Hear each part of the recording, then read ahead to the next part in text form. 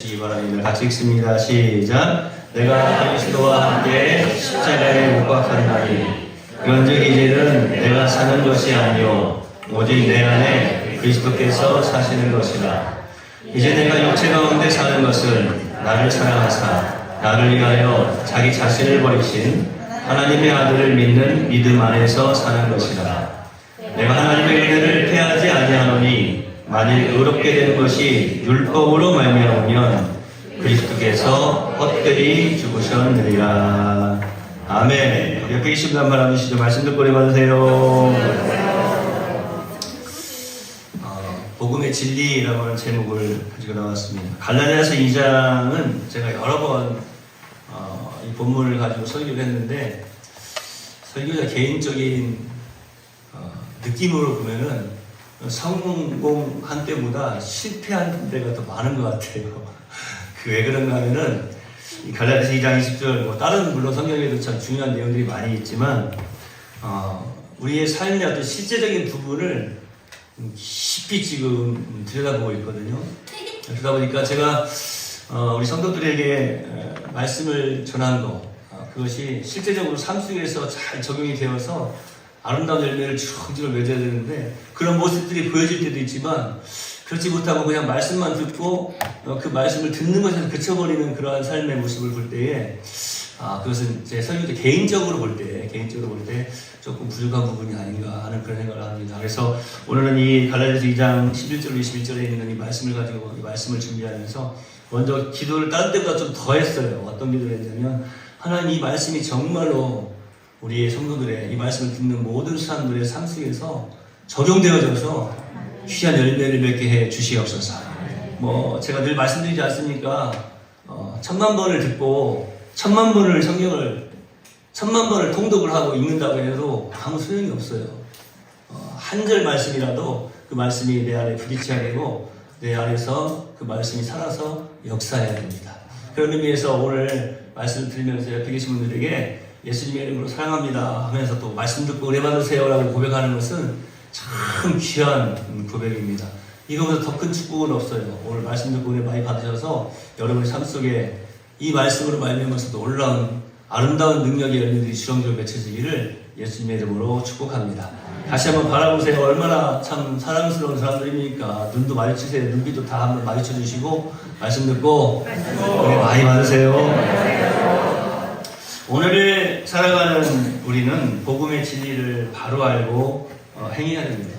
오늘 본문 말씀 사실 11절부터 우리가 쭉 다 읽었어야 되는데 제가 오늘 20절과 21절만 함께 읽었습니다.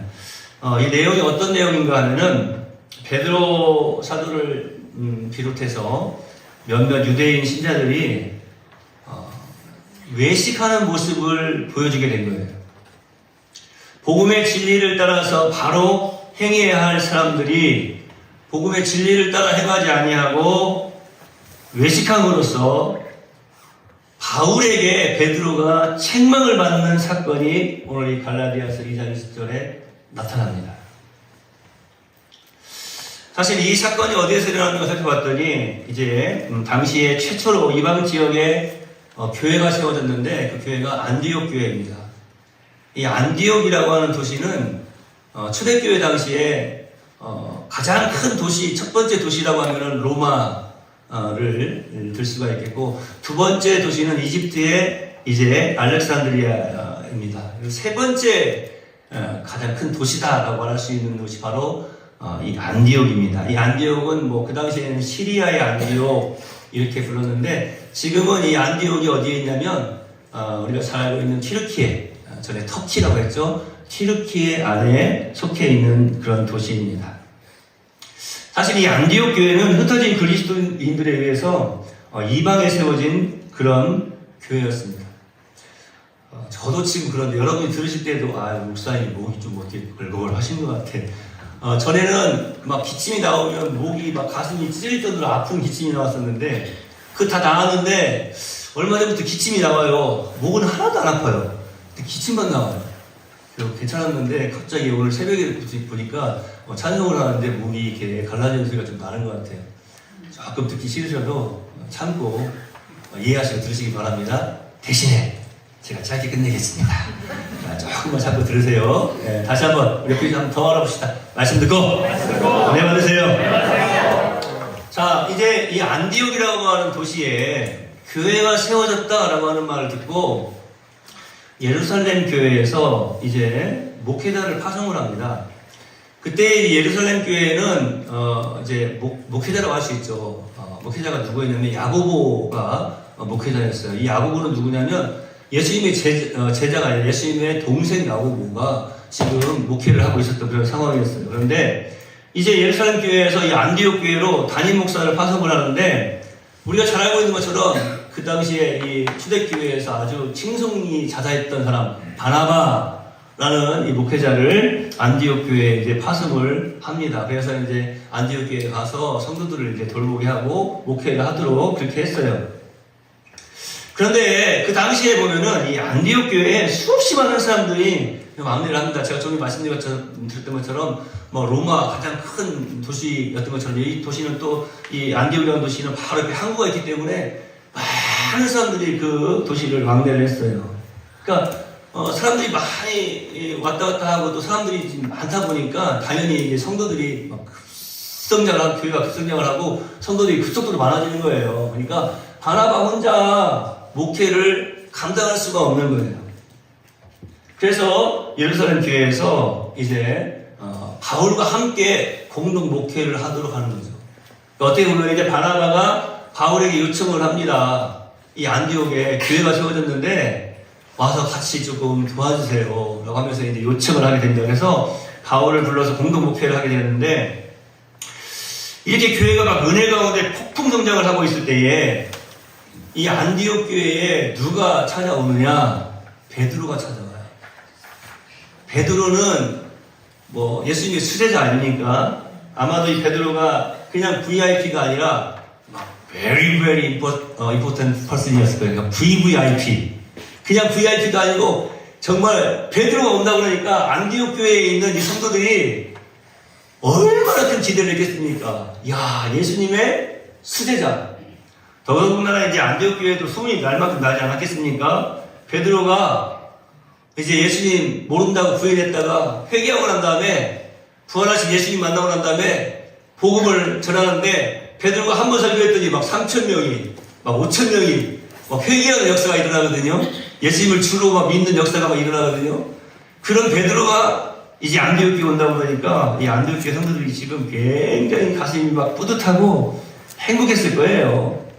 뭐 준비했을까요? 뭘 준비했을까요? 이 베드로를 위해서 준비한 게 무엇이었을까요? 만약에 음식을 준비한다고 해도 그냥 뭐 대충 준비했겠습니까? 아마 최고의 것을 준비를 해서 베드로를 이제 영접했을 것입니다. 잠자리도 마찬가지 아니겠어요? 큰 좋은 자리를 준비해서 베드로를 맞이하지 않았겠습니까? 한번 생각해 보세요. 뭐 예수님 그러면 여러분들 예수님을 많이 좋아하시고 많이 만나고 계시고 함께 동행하시니까 예수님 오신다고 그러면은 여러분들이 뭘 준비하실지 모르겠는데 예수님들 함께 하시니까 할렐루야. 예. 한번 생각해 보세요. 나는 윤석열 안 찍었어. 그래도 윤석열 대통령이 내올게 온다고 그러면 여러분 어떻게 하실 것 같아요? 전에 우리가 10시간에 예배를 드리다가 11시로 옮겼더니 10시간에 예배 드릴 때 10시 29분에 교회에 오시는 분들이 11시 예배 드리니까 10시 59분에 교회에 오세요. 전에 10시 29분에 오셨던 분들은 그대로 10시 29분까지 교회에 오시기 바랍니다. 다시 한번 페이스 좀 바라보세요. 예배에 성공합시다. 자, 윤석열 대통령 안 찍었는데 그래도 윤석열 대통령이 온다고 그러면 여러분 어떻게 할 것 같아요? 제가 볼 때는 조금 빨리 올 것 같아요. 아이 뭐 제가 안 찍었는데요. 뭐 저하고 상관없는 사람인데요. 그럴 것 같습니까? 저도 그래요. 저도 솔직말 윤석열 대통령 안 찍었거든요. 사실은. 그래도 온다고 그러면 아니 대통령님이 어떻게 여기 오십니까? 예배 드리러 온다고. 그러면 어서 오시라고 예배 드리자고.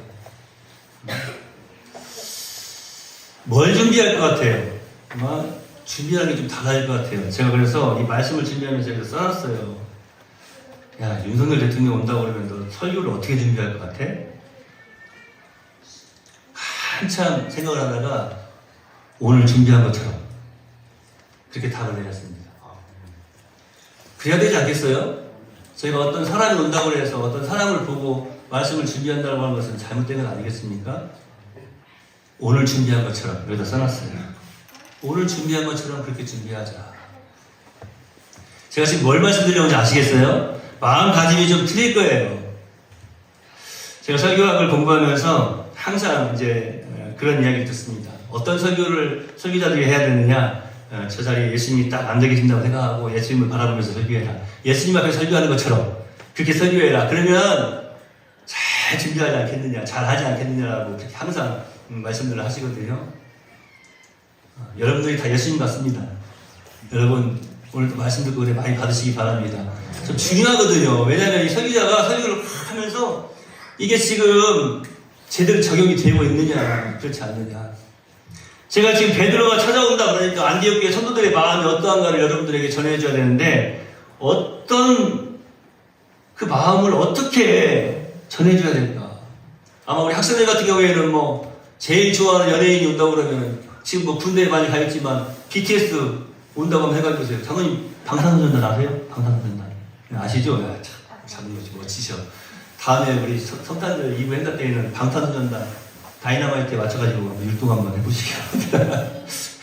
만약에 내가 좋아하는 연예인이 온다고 한번 생각해보세요. 난리 날 겁니다. 그렇지 않겠습니까? 베드로가 온다고 그러니까 안디옥 교회 성도들이 지금 얼마나 가슴이 불고 올랐겠는지.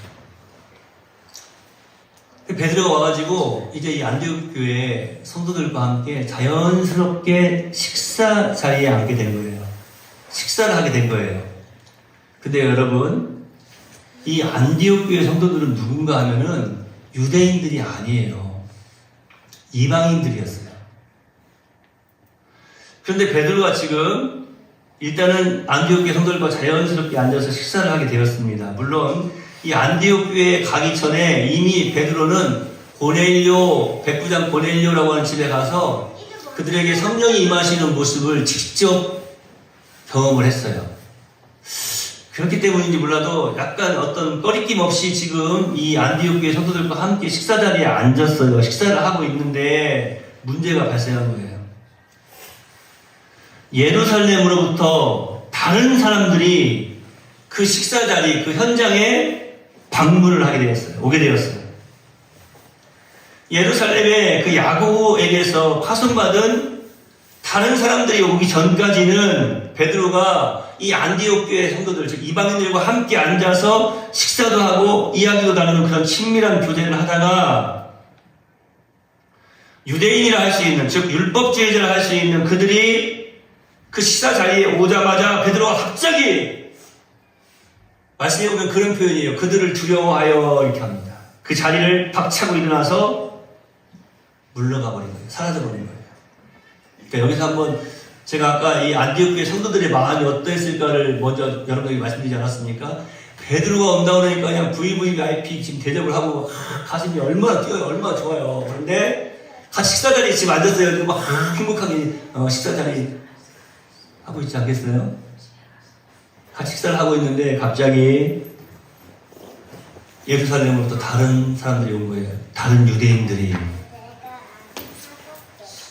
베드로뿐만 아니라 함께 있던 유대인들 그리고 심지어는 목회자였던 바나바까지 그 식사 자리를 떠나버리는 외식적인 행동을 하게 된 것입니다. 여러분 여기서 우리가 잘 기억해야 돼요. 우리가 신앙생활을 한다고 하면서 뭐 이런 표현도 그러네. 교회에 다닌다고 하면서 하나님을 믿는다고 하면서 예수님 믿는다고 하면서 이 세상에서 살아갈 때에요. 정말로 그 복음의 진리를 사수하지 못하고 예수님의 이름으로 승리의 삶을 살지 못하고 자꾸 세상과 타협하는 삶을 살아가게 되면은요. 나로 인해서 내가 만나는 사람들이 나로 인해서 내가 축복의 통로가 되어서 하나님의 축복을 받는 것이 아니라 오히려 나로 인해서 시험에 들게 되고요. 나로 인해서 오히려 예수님의 이름이 먹칠을 당하게 될 수도 있다라고 하는 거예요. 저는 이 시간 먼저 여러분에게 축복합니다. 우리 평생 살아가면서 정말로 단 1초보다 짧은 순간이라도 예수님의 이름에 먹칠하는 것이 아니라 늘 예수님의 이름을 높여드리고 하나님의 영광을 올려드리고 이게 문제예요. 제가 좀 여기서 지금 큰 소리로 하라고 지금 딱 했는데 늘 예수님의 이름을 높여드리고 하나님의 영광을 드리는 믿음의 삶을 살아주시기를 축복하고 또 축복합니다. 할렐루야. 그래야 돼요. 근데 지금 베드로가 밥을 먹다가 벌떡 일어나가지고 도망쳐버린 거예요. 그런데 그 베드로의 모습을 보고 함께 있던 유대인들과 심지어 바나바까지도 일어나서 도망쳐버린 것입니다. 만약에 이 바나바가 여기서 베드로가 일어나서 갈 때에 거기 남아있는 안디옥교회 성도들에게 사실은 지금 아직도 우리가 유대인의 어떤 율법적인 그런 모습들, 그 율법주의에서 아직은 벗어나지 못한 부분들이 있습니다 하면서 여기서 이 모습을 보면 어떻게 될 것인가라고 하는 상황들을 조금 설명을 해줬더라면 좋았을 텐데 그냥 허겁지겁 함께 도망쳐버린 거예요. 여러분, 이 율법의 전통을 철저하게 지키는 이 율법주의자들 혹은 바리새인들에 의하면 이방인들이요 개취급을 당하여도 좋은 그런 존재였습니다. 따라서 그들에게 있어서 하나님의 이 거룩한 선민들이 이방인과 함께 식사를 한다? 이것은 상상조차 할 수 없는 그런 일이었어요. 제가 종종 이제 예루살렘을 향하여 가다가 보면 그 사마리아 지역에 대해서 설명을 하지 않습니까? 그냥 사마리아라고 하는 그 이방인의 땅 그 지역을 통과해서 가면 쉽게 설명을 드려서 10분이면 갈 수 있는 거리인데 그 이방인의 땅을 통과해서 밟지 않고 가려고 빙 돌아가면 3시간 반이 걸려요.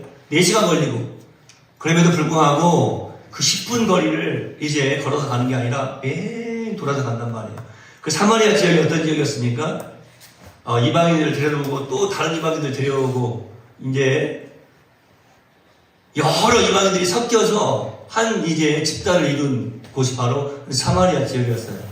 그러니까 이 유대인들이 생각할 때, 율법주의자들이 생각할 때 이 사마리아 지역은 그 이방인 중에서도 정말로 상이방인들, 완전 그냥 이방인들 중에서도 상종 못할 사람들이 살고 있는 곳이 그곳이란 말이에요. 그러니까 그 땅을 밟지 않으려고, 그 땅을 밟음으로 내 발걸음을 더럽히지 않으려고 몇 시간을 돌아서 가는 수고도 마다하지 않았다라고 하는 거예요. 같이 대화하는 일이 있을 수도 없어요. 같이 밥을 먹는다? 있을 수 없는 일이었습니다. 사마리아 이야기가 나왔으니까 우리 예수님은 어떻게 하셨는지 한번 살펴볼까요? 우리 예수님은요 사마리아에 가서 그 우물가에 있는 여인에게 말을 건넵니다. 그리고 영원한 생명수 되시는 예수 그리스도의 그 복음을 증거하지 않습니까? 그때 그 사마리아 여인이 이렇게 이야기합니다. 당신은 유대인 남자로서 왜 사마리아인인 나에게, 이방인인 나에게 말을 건넵니까? 말을 건네는 것뿐만 아니라 물을 떠달라고 하다니요. 이게 있을 수가 없는 일이었어요. 그러니까 이미 이 모습을 제자들이 진실되게 바라보았다면 깨달아 알았을 거 아니겠습니까? 사마리아인, 이방인으로 보는 것이 아니라 한 생명으로 보고 계시는구나. 그리고 그에게도 복음을 증거하시는구나. 이렇게 깨달아 알았어야 되거든요. 근데 몰라요. 모릅니다. 성령 충만함, 즉 성령 강림이 있기 전까지는 하나님의 말씀을 정말로 하나도 깨달아 알지를 못하는 것 같아요. 오늘 이 베드로는 어떤 사람이라고요? 제가 좀 말씀드린 것처럼 이미 백부장이었던 고넬료의 집에 들어가서 그들과 함께 식사도 했고 또 그들에게 이제 말씀을 전할 때 막 성령께서 임하시는 모습을 보고 와, 이방인에게도 성령께서 임하시는구나. 이게 하나님의 뜻이구나. 이런 체험을 했던 사람이에요. 그럼에도 불구하고 지금 베드로가 안디옥교회 성도들과 식사를 하다가 다른 유대인들이 오니까 그 자리에서 도망쳐버린 거예요. 하나님의 거룩한 선민, 자기는 하나님의 백성이라고 하는 것을, 거룩한 선택받은 백성이라고 하는 것을 이제 생각하고 있어요. 그 생각이 잘못된 생각은 아니에요. 그런데 이렇게 선민인 내가 이방인들과 함께 대화를 하고 식사를 한다고 하는 것은 상상조차 할 수 없다고 하는 것이죠. 아직도 그 생각이 그 머릿속에 가득 들어있는 거예요. 거룩한 하나님 백성으로서의 징표인 할례를 받은 사람들이 어떻게 할례를 받지 않은 이방인들과 함께 식사를 같이 할 수 있느냐? 이런 고발. 또 신랄한 비난을 받을 것이 뻔했기 때문에 베드로는 그것이 두려워서 그 자리를 떠나가 도망쳐버리고 만 것입니다. 당연한 것이라고 생각할 수도 있는데요. 이것이 얼마나 유선적인 행동이었느냐라고 하는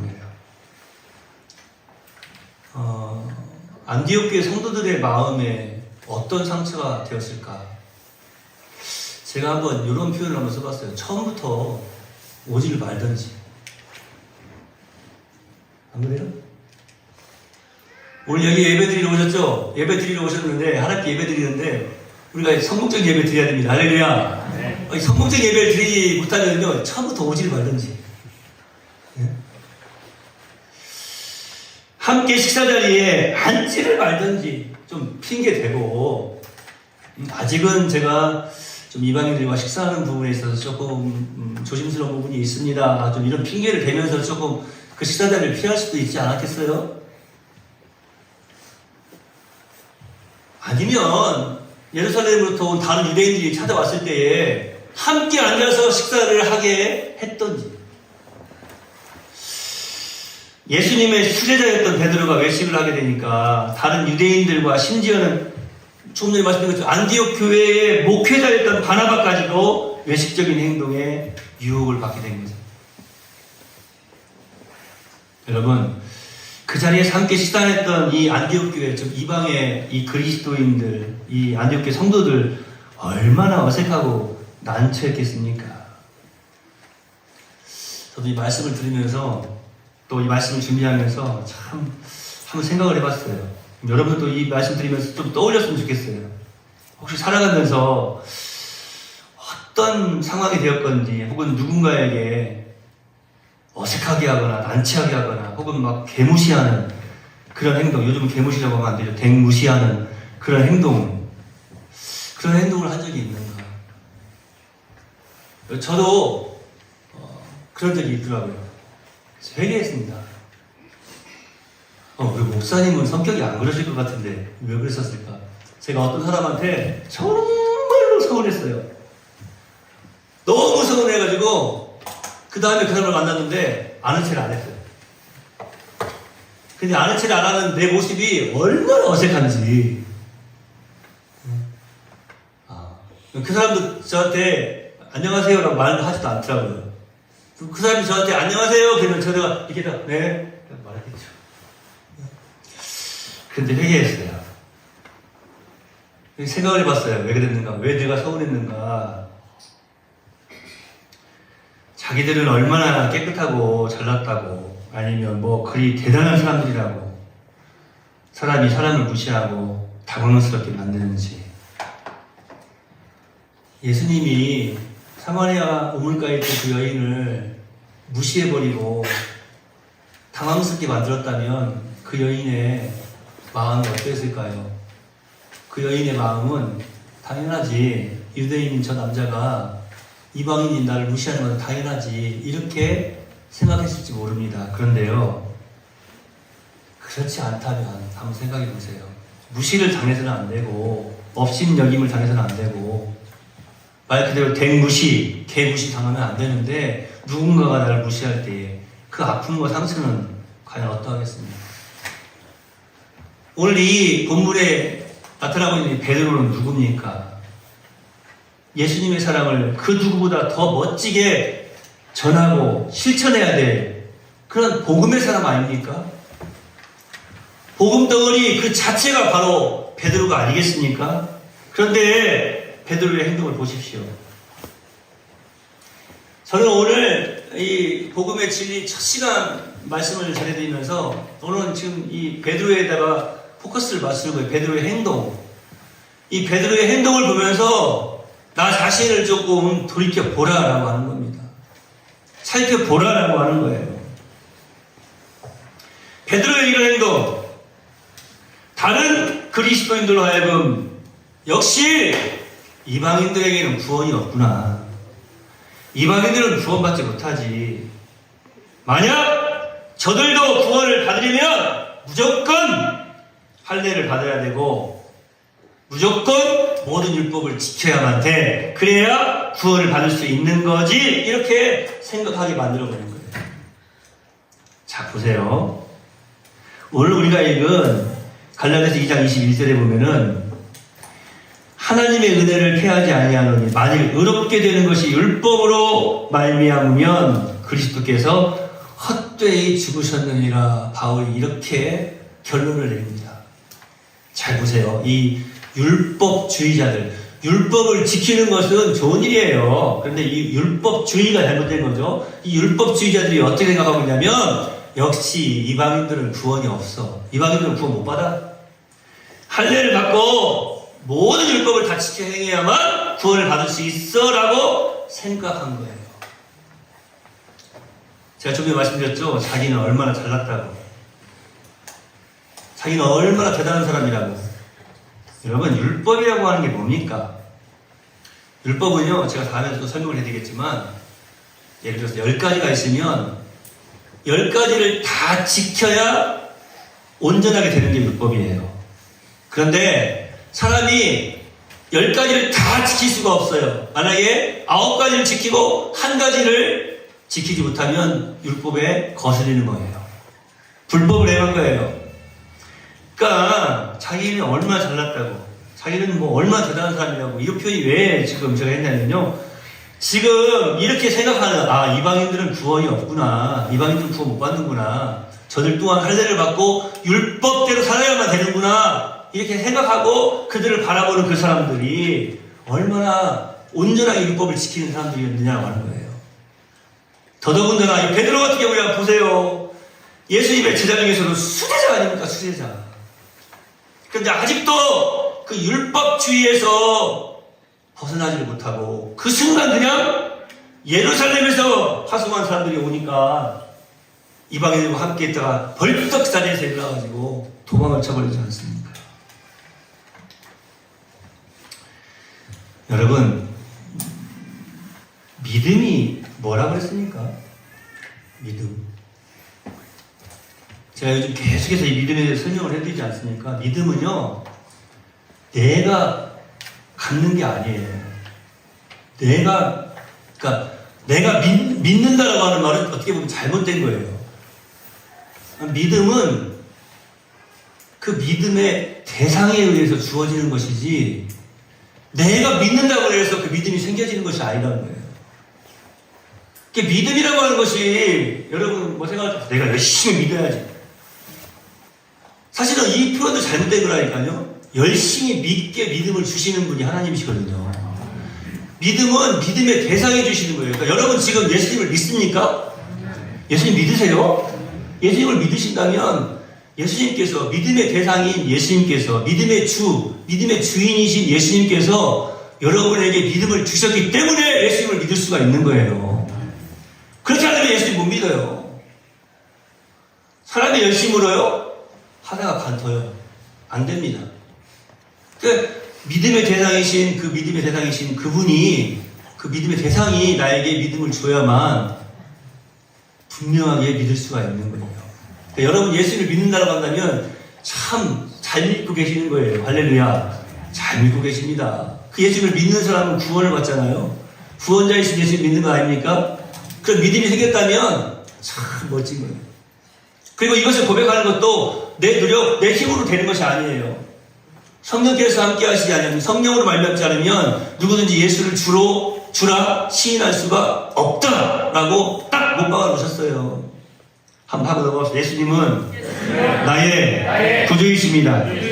나는 예수님을 믿습니다. 이 믿음이 어떤 믿음이라고요? 내가 믿는 믿음이 아니라 예수님께서 나에게 허락하신 믿음이에요.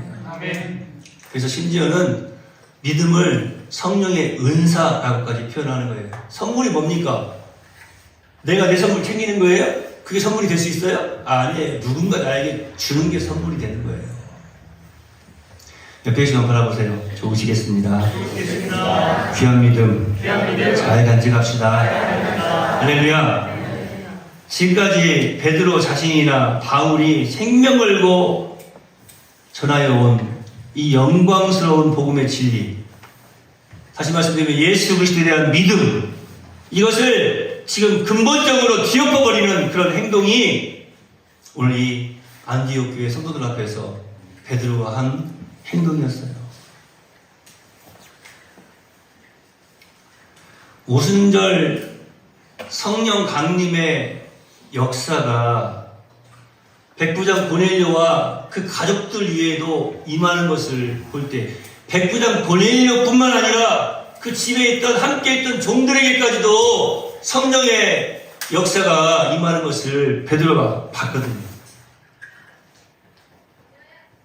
그런데 그것을 보고 난 다음에 베드로는 심지어 뭐라고까지 말하냐면 성령께서 임하셨으니 물로 세례를 주는 것을 금할 수가 없다.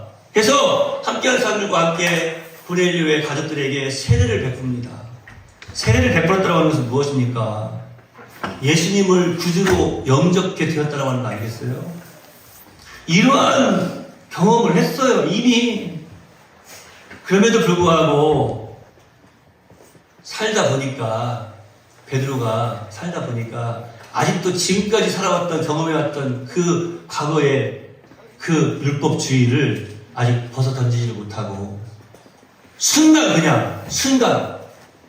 저는 여기서 이 베드로의 그 모습이 참 성격이 좀 안 변하는가 보다. 이 성격이 사람 성격이 안 변하는가 보다. 제가 종종 그런 말씀 드리지만 여러분 난 뒤끝은 없어 이런 분들 조심하라고 그랬죠. 저도 그래요. 저희가 B형인데 말 그대로 블러드 타입 B형인데 B형이 피가 제일 더럽답니다. 그러니까 B형 남자를 만나면 여러분 조심하셔야 돼요. 우스갯소리고요. B형인데 이렇게 말해요. 난 그래도 뒤끝은 없어 이렇게 말하는 사람들 있잖아요. 그런데 뒤끝 없다고 말하는 사람들은 지가 앞에 무슨 짓을 했는지 몰라요. 지가 앞에 무슨 말을 하고 무슨 짓을 했는지 모르고 나는 저 뒤끝은 없다는 거예요. 조심해야 돼요.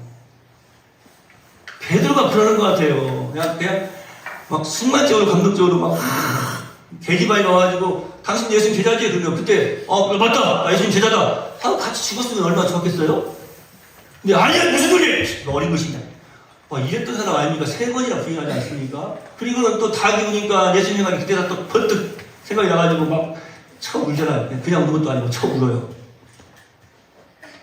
그러더니 결국에는 이제 성령까지 체험을 했어요. 그런데도 불구하고 오늘 이 안디옥 교회에 와가지고 이 지역은 지금 이방인들 지역 아닙니까? 이방인이 사는 지역 아닙니까? 거기 지금 자기 앞에 앉아있는 사람들이 다 이방인들 앉아있는 거 아니에요? 그런데 중요한 것을 놓치고 있는 거예요. 이들이 그리스도인이라는 거예요. 안디옥 교회 성도들이었다라고 하는 거예요. 예수님을 구주로 영접한 사람들이었어요. 예수님이 주신 믿음을 소유한 사람들이었어요. 그런데 그것은 잊어버리고 지금 유대인인 자신이 지금까지 지켜왔던 그 율법주의에 탁 사로잡혀가지고 그리스도인인 그들을 무시해버리고 예수님을 구주로 믿는 그들을 그 믿음을 무시해버리고 그 자리에서 지금 떠나가고 있는 거예요. 여기서 여러분 우리가 깨달아야 될 것이 있어요. 복음에는 그 어떠한 타협도 사실은 필요치가 않습니다. 복음이라고 하는 것은 그냥 복음 그대로 순수한 복음이어야 합니다.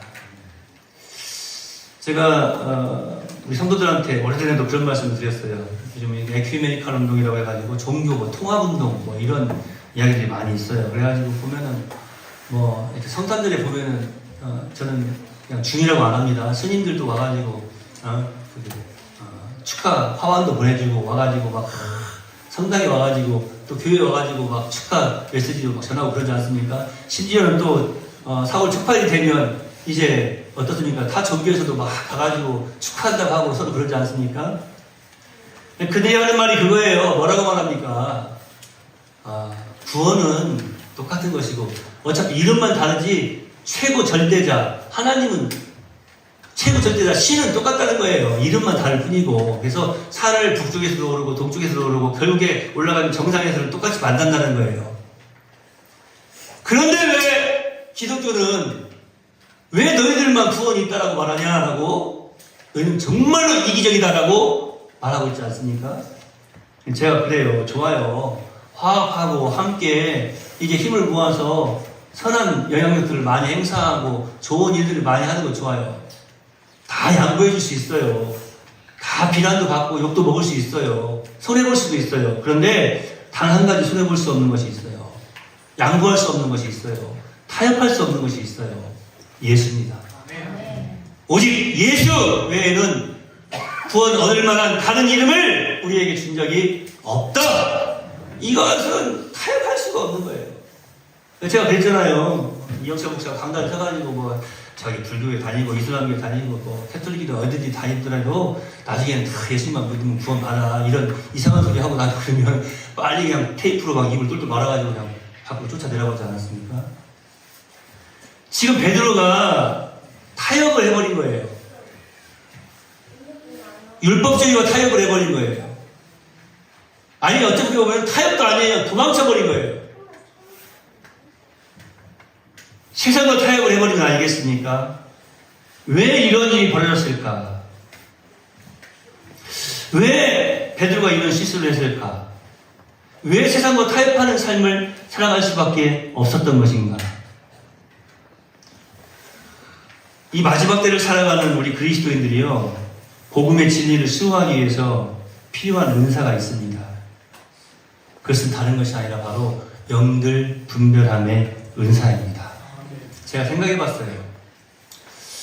우리의 성품, 우리의 지금까지 삶의 어떤 패턴들, 우리가 지금까지 경험해 왔던 모든 것들, 내가 가지고 있는 노하우, 내가 가지고 있는 모든 지식들, 모든 것들을 한번 다 살펴보자는 거예요. 그런데 그것으로 과연 승리의 삶을 살 수 있겠느냐? 안 되더라고요. 베드로 보세요. 심지어는 성령 체험까지 했던 사람 아닙니까? 그럼에도 불구하고 이 율법주의에 그 앞에서 무릎을 꿇고 말았어요. 물론 그거 실수했다고 해서 베드로가 지옥 갑니까? 그런 건 아니에요. 그 말씀을 드리는 거 아니에요. 구원은요, 온전한 것입니다. 이미 우리는 구원 받았습니다. 어떤 사람들은 쓸데없는 이야기를 해요. 어떤 사람들은 아직 구원 못 받았고, 이제 우리가 뭐 구원 받아, 그 구원, 온전한 구원에 이르기까지는 아직 우리가 조금 진행 단계에 있어. 이런 이야기들을 하는 사람들이 있는데, 그건 잘못된 거고요. 우리는 구원 받았습니다. 할렐루야. 왜 받았습니까? 예수님이 주신 그 믿음을 소유하고 있다면 구원 받은 거예요.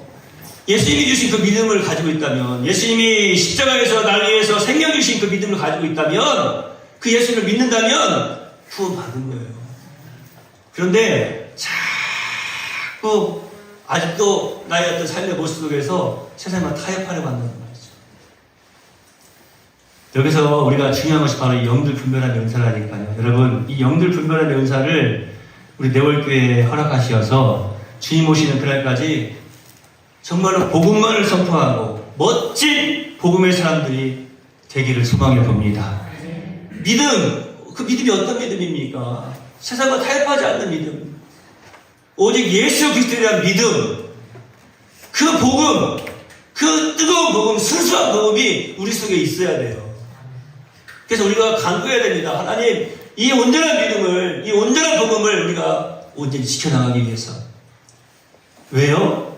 하나님의 영광을 드러내는 것뿐만 아니라 내가 믿음의 사람으로서 내가 만나는 모든 사람들에게도 참으로 아름다운 선한 영향과 믿음의 영향력을 끼치기 위해서입니다. 여러분, 제가 오늘 기도하면서 설 명절을 맞이하여서 우상 앞에 절하지 않게 하옵소서 이렇게 기도를 했어요. 잘 들어보세요. 이거 말씀드리고 이제 마칠게요. 우리의 모든 삶에 이게 적용이 되거든요. 어떤 분들은 틀림없이 저한테 그렇게 말씀하시는데, 그래요 목사님, 제가요 기도는 해요. 심지어 전에 어떤 분들 그렇게 말씀하셨잖아요. 그 제사상 음식을 만들면서 부침개 막 부치고 음식을 만들면서 다 기도하면서 만드신대요. 그러니까 이미 기도하고 만든 거니까 괜찮다고 이렇게 자기를 위로하시는 분도 계시는데, 여러분 잘 기억하십시오. 영들 분별함의 은사가 없으면요, 우리가 아무렇지도 않게 세상과 타협할 수밖에 없는 거예요.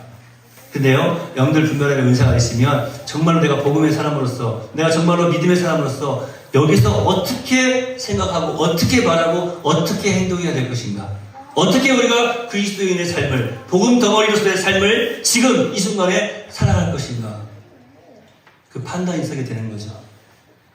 여러분이 승리하고 싶으십니까? 그렇다면 분별할 수 있는 이 은사가 있어야 돼요. 옆에 계신 분 축복합시다. 영들 분별하는 은사를 허락하여 주옵소서. 기도하겠습니다. 하나님, 베드로가 안디옥교회 성도들과 함께 식사 자리에 있다가 율법주의자들이 그들을 향하여서 다가올 때에 그들을 두려워하여 그 자리에서 떠나갔다고 했습니다. 혹시 우리가 이 땅에서 살아가면서 그리스도인다운 삶을 살지 못하고 세상을 두려워하고 어떤 상황과 앞으로 나에게 다가올 어떤 일들을 두려워하여서 믿음을 저버리는 일이 없었는지 다시 한번 우리 자신을 돌이켜보게 됩니다. 나의 말 하나가, 나의 행동 하나가 참으로 하나님의 영광을 드러내는 것이 아니라 예수님의 이름에 먹칠을 하게 되는 어리석은 말과 행동이 없진 않았는지 다시 한번 나 자신을 돌이켜보게 됩니다. 그리고 주님 앞에 겸손히 엎드립니다. 주여, 우리에게 믿음을 더하여 주시옵시고 특별히 이 말세지만을 살아갈 때에 영들 분별함을 더하여 주시어서 하나님의 사람답게 바르게 분별하고 바르게 판단하고 바르게 복음을 전파하며 바르게 믿음의 삶을 살아드리게 하여 주시옵소서. 꼭꼭 감춰놓고 있는, 그러면서도 내 안에는 나에게는 믿음이 있다라고 말하는 어리석은 자가 아니라 참으로 세상을 향하여서 밝히 복음을 비춰나가는 멋진 신앙인들이 다 되게 해 주시옵소서. 이런저런 핑계와 이유로 아직도 뭉기적거리고 있는 이가 있습니까?